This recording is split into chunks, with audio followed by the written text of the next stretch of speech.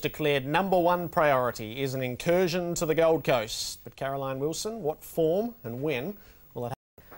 Well, Jared, we don't know for sure, but it's looking less and less likely now that the Kangaroos will take this pot of gold that I don't believe is fool's gold, and I don't think they think it is either. They don't have an issue with the offer.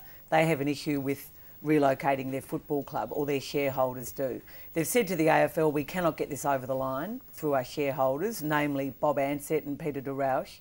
Give us another year. The AFL has said no, and more and more likely now I think that we will see a 17th team. But this is going to be a showdown, a massive fight, and it's brewing in the next few weeks. Andrew Demetriou always gets his way. He passionately loves the Kangaroos and believes they would be a great team to sell on the Gold Coast.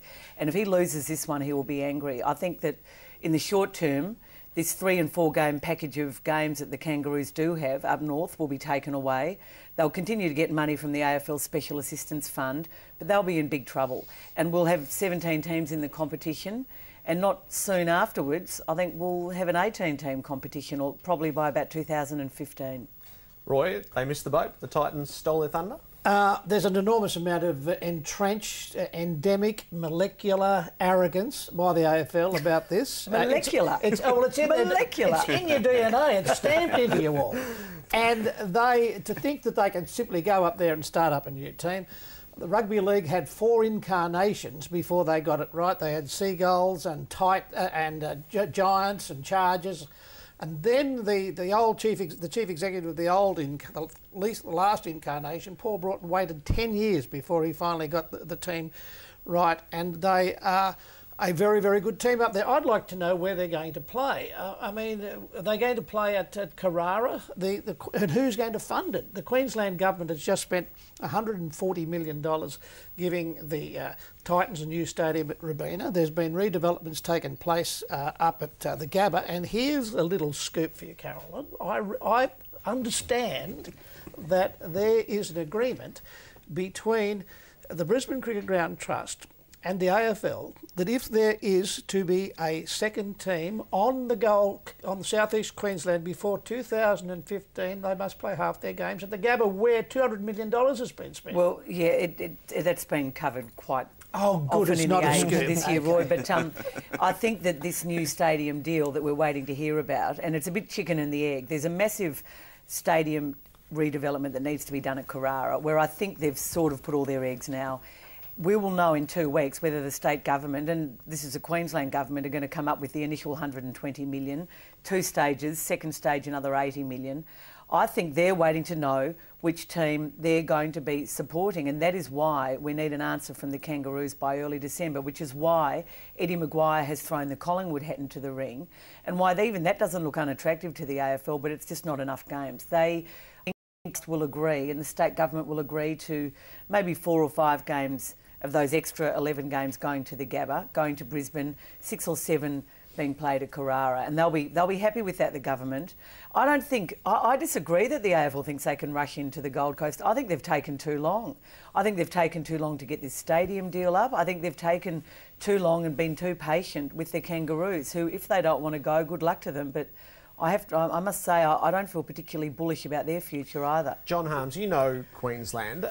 It's been a bit of a flaky place, the Gold Coast, for sporting codes in the past. It's now described as the sporting promised land everyone wants to try to get hold of by one sports administrator. Is there room for all? I think so. I mean, 2007, 2008, the entity of the Kangaroos up at the Gold Coast is very different from the Bears in 1987, when it was a pretty ordinary organisation and players were going there and having holidays and taking it easy.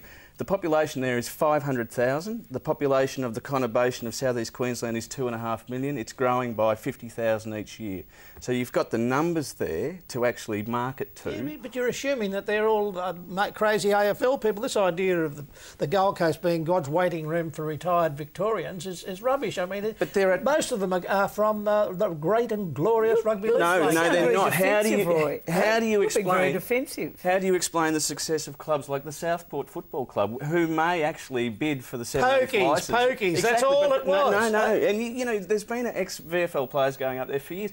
Gary Dempsey, the great Glenn Middlemiss of Geelong. And let's take the romantic rose-coloured glasses off. We're talking 22 games in Queensland. a game every week in Queensland, a game on television. That's what this is all about. And Roy, you don't understand Queenslanders. Yes, there is a tradition of rugby league, and yes, there is a tradition of Australian football as well. They're not two completely distinct entities. There are people there who can actually go to the rugby league at 5:30 at the Titans on Saturday afternoon and front up again on the Sunday for the AFL. What? And have their whole weekend spoiled? I'm not sure that he doesn't understand them just so much as doesn't like them. Just Caro, leave our DNA alone, will you? Collingwood, who've thrown their hat in the ring as only Collingwood would. If the Kangaroos say no to the Gold Coast, will the AFL pull them out of there for the games leading up to 2010, put better games in, and perhaps Collingwood games in? That's where part of this fight is looming, Jared. That's what they're threatening. They're saying, I mean, the Kangaroos have got 4 games there next year, and the AFL are saying, well, we're not going to continue to sell you up there. I mean, they've got a lot of people working on the ground there already. If you're not going to be there beyond 2009, we're going to sell better games up there. So that's going to be a big financial loss to the Kangaroos, and that might be Andrew Demetrio's final trump card. He's got a few left, not many. James Brayshaw seems to be on the pokey tables in Las Vegas, where he's gone for just a short break when he's meant to be saving his footy club. And I think they might say, well, and that's going to be the loss of, what, 300 or 400 grand a game. So that's, you know, we're talking $2 million over the next 2 years. Well, speaking of being displaced, the AFL staged its major off-season event, the National Draft